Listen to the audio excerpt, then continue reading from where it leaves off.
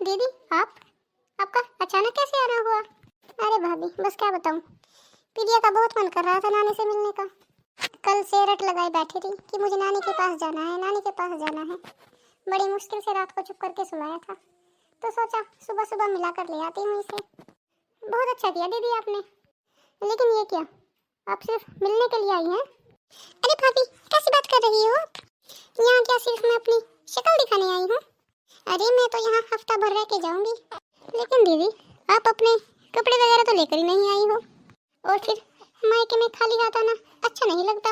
अरे भाभी खाली हाथ आई हूँ तो क्या हुआ, वैसे भी मेरे और गुड़िया के कपड़े तो यहीं पर रखे रहते हैं ना। अरे दीदी मेरे कहने का मतलब तो ये था कि यहाँ पर आपके भाई भतीजे सब रहते हैं, कि आप उनके लिए भी कुछ नहीं लेकर आई? अरे कुछ ना कुछ तो लेकर ही आना चाहिए था ना। ज्यादा कुछ नहीं तो 1 किलो सेब या अनार ही ले आते, या थोड़ी बहुत मिठाई ले आते। हमारे मायके में तो ऐसे खाली हाथ कोई भी नहीं आता है। ये आप कैसी बातें कर रही हो भाभी? मैं कहाँ दूर से आई हूँ, अरे पास में ही तो मेरा ससुराल है, और फिर मैं तो हफ्ते 10 दिन में मिलने चली आती हूँ। तो क्या हर बार कुछ न कुछ लेकर ही आऊँ? हाँ हाँ आप क्यों लेकर आने लगी, छूट जो मिली हुई है आपको। लगता है भाभी को मेरा यहाँ आना पसंद नहीं आया। मम्मी आप कितनी देर से यहीं पर खड़ी हो, चलो ना मुझे नानी से मिलना है। हाँ हाँ बेटा क्यों नहीं, चलो नानी के कमरे में चलते हैं। अरे पूजा बेटी आ गई तुम, वाह क्या सरप्राइज दिया है तूने तो बिना बताए आकर मुझे चौंका ही दिया, दिल खुश कर दिया तूने मेरा। अरे मम्मी बस क्या बताऊं, प्रिया का मन था आपसे मिलने का, तो बस इसीलिए चली आई। बहुत अच्छा किया बेटा तूने। अच्छा सुन, मैं सुमन को बोल के तेरे लिए अच्छा नाश्ता बनवाती हूँ। सुमन जरा पूजा के लिए कुछ अच्छा सा नाश्ता तो बना दे। हाँ माँ जी जरूर बनाऊंगी। बताइए दीदी आपको क्या खाना था? अरे भाभी मेरे लिए तो कुछ भी बना दो, लेकिन गुड़िया के लिए जरा हल्का खाना बनाना, इसे थोड़ा बुखार है। अरे अगर इसे बुखार है तो इसे हॉस्पिटल में एडमिट करवाते हैं, चलो मैं एम्बुलेंस बुलाती हूँ अभी। अरे भाभी छोटी सी बात के लिए एम्बुलेंस क्या बुलाना? बहू कैसी बातें कर रही हो, अरे नॉर्मल बुखार है उसके लिए भी एम्बुलेंस बुलाते हैं क्या? हाँ मम्मी जी, अगर एम्बुलेंस नहीं बुलाएंगे तो इसका फीवर ज्यादा बढ़ जाएगा और फिर ज्यादा प्रॉब्लम हो जाएगी। मेरे मायके में तो ऐसा नहीं होता, अगर किसी को तबीयत खराब हो जाए तो तुरंत एडमिट करवा देते हैं, इतनी लापरवाही नहीं करते मेरे मायके वाले।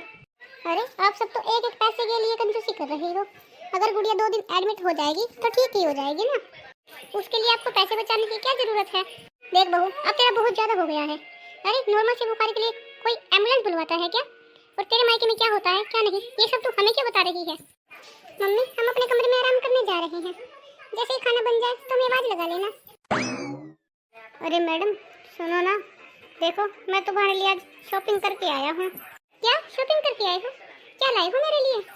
इसमें कुछ साड़ियाँ और एक नेकलेस है, जल्दी से तैयार हो जाओ फिर मैं तुम्हें घुमाने लेकर चलूँगा।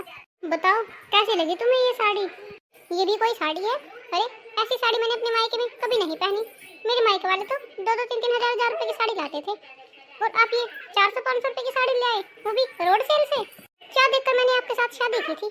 अरे हमारा घर इतना बड़ा है, मेरे मायके वाले इतने अच्छी चीजें देते थे मुझे। अरे बहू क्यों तू हमेशा अपने मायके का गुणगान करती रहती है? जो तेरा पति लेकर आया है चुपचाप स्वीकार क्यों नहीं कर लेती, उसका भी मन रह जाएगा। हाँ शालू रख लो ना ही मुझे ये साड़ी पहननी है और ना ही मुझे कहीं आपके साथ घूमने जाना है, और लेकर भी जाओगे तो हाँ कहीं ठेले पर कोई अच्छी जगह या किसी रेस्टोरेंट पर लेके जाते तो कुछ बात भी होती। तुम अकेले ही जाओ, मुझे नहीं जाना तुम्हारे साथ कहीं भी। देखा माँ इसका स्वभाव कैसा हो गया है, हर समय अपने मायके का गुणगान करती रहती है, मेरे मायके में तो ऐसा था वैसा था। अरे बेटा अब मैं क्या कर सकती हूँ, तूने ही पसंद की थी, तेरी ही मर्जी थी इसके साथ लव मैरिज करने की, अब मैं तो कुछ बोल नहीं सकती। अगर मैं तुम्हें कुछ कहूँगी तो तुम दोनों के बीच में मैं ही बुरी बन जाऊंगी। अरे नहीं माँ मैं आपको क्यों कुछ कहूँगा, पसंद मेरी है तो सहन भी तो मुझे ही करना पड़ेगा ना। अच्छा माँ मैं शालू को देख कर आता हूँ, राम जाने इन दोनों का क्या होगा। नमस्ते मौसी कैसी हो आप? मैं तो ठीक हूँ बेटा, तू सुना कैसे आना हुआ? अरे मौसी बस आपकी याद आई तो मिलने चली आई, लेकिन जरा ये तो बताओ कि जो तुम्हारे घर में साड़ी पहनकर घूम रही है ये कौन है? ऐसे क्यों पूछ रही है, जानती है क्या तू इसे? हाँ मौसी लगता तो ऐसा ही है कि मैं इसे जानती हूँ, तभी तो आपसे पूछ रही हूँ। अरे बेटा ये हमारे घर की बहू है, तेरी भाभी है ये। क्या भैया ने इस लड़की से शादी की है? हाँ बेटा लेकिन इसमें इतनी चौंकने वाली क्या बात है? चौंकाने वाली बात तो है ना मौसी जी। अच्छा, तो मुझे लगता है कि तू इसे पहले से जानती है। भाई क्या कहना, तुम दोनों हाई सोसाइटी की जो हो, क्या पता एक दूसरे से पहले मिली हुई हो। काहे की हाई सोसाइटी मौसी जी? इसकी माँ हमारे घर में मेड का काम करती है। ये क्या कह रही हो तुम? हाँ मौसी, बिल्कुल सही कह रही हूँ। ये पहले अपनी माँ के साथ हमारे घर साफ सफाई करने के लिए आती थी। कुछ महीनों से आ नहीं रही थी, तो एक बार मम्मी ने पूछ लिया इसी मम्मी से कि तुम्हारी बेटी क्यों नहीं आ रही। तब उसने बताया था कि मेरी बेटी की तो शादी हो गई है। लेकिन मुझे क्या पता था कि इस महारानी ने हमारे ही भाई को पटा लिया है। लेकिन ये तो बड़ी बड़ी डींगे मारा करती थी कि मेरा मायका तो ऐसा है, मेरा मायका तो वैसा है, ये चीजें आती है, वो चीजें आती है। ये सब क्या था? अरे मौसी, दिखावा करती है, सब दिखावा। देखो, अभी तुम्हारी आंखों के सामने सारी सच्चाई लेकर आती हूँ। तुम जरा बुलाओ तो एक बार। हाँ बेटा, अभी बुलाती हूँ। चलो देखो, तुम्हारी नंद आई है, जरा इसके लिए चाय पानी का प्रबंध तो करो। हाँ माँ जी, अभी लेकर आती हूँ। अरे तुम यहाँ पर कैसे? क्यों, मैं यहाँ नहीं आ सकती क्या, जब तुम आ सकती हो? क्या तुमने हमारे घर का काम छोड़कर अब यहाँ पर काम करना शुरू कर दिया है? अरे नहीं नहीं, मैं तो यहाँ की बहू हूँ। मैं कब आपके घर पर काम करती थी? अब रहने भी दो सालों। तुम्हारी माँ से तुम्हारा पता मांगा था तो पता चला तुम इसी शहर में हो। सोचा मिलते मिलते अपनी मासी से भी मिलती चली जाऊं, लेकिन मुझे क्या पता था कि तुम भी यहीं पर मिलोगी। वैसे तो तुम बड़ी बड़ी डिंगे हाँकती थी, अब ये क्या है? ये है तुम्हारी सच्चाई, ये है हकीकत। माँ जी, मुझे माफ कर दीजिए। मैं नहीं चाहती थी कि आपका और मेरा मायके वालों का कभी आमना सामना हो, इसीलिए आप सबको झूठ बोलती रही।